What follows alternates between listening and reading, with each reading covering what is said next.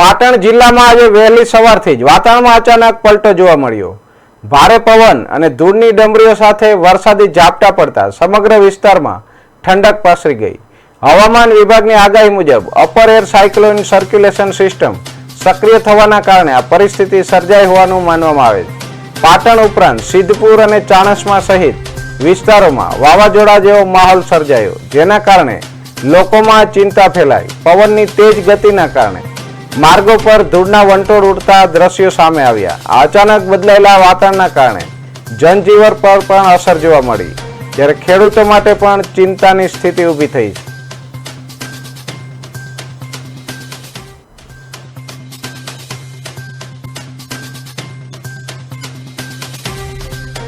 આજે પતરું કરંટ વીજ વાયર ઉપર અટકાઈને પડ્યું હતું।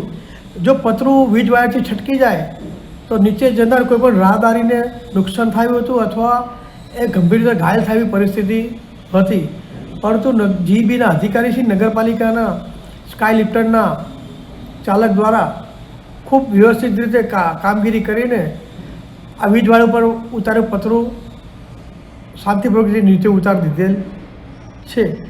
પતરું નીચે ઉતરતા વિસ્તારના લોકોએ રાહતનો દમ લીધો હતો। હું જીબીના અધિકારી અને સ્કાય લિફ્ટરના કર્મચારીનો ખૂબ ખૂબ આભાર માનું છું। આજે પતરું કરંટ વીજ વાયર ઉપર અટકાઈને પડ્યું હતું। જો પતરું વીજ વાયરથી છટકી જાય તો નીચે જનાર કોઈ પણ રાહદારીને નુકસાન થયું હતું અથવા એ ગંભીર રીતે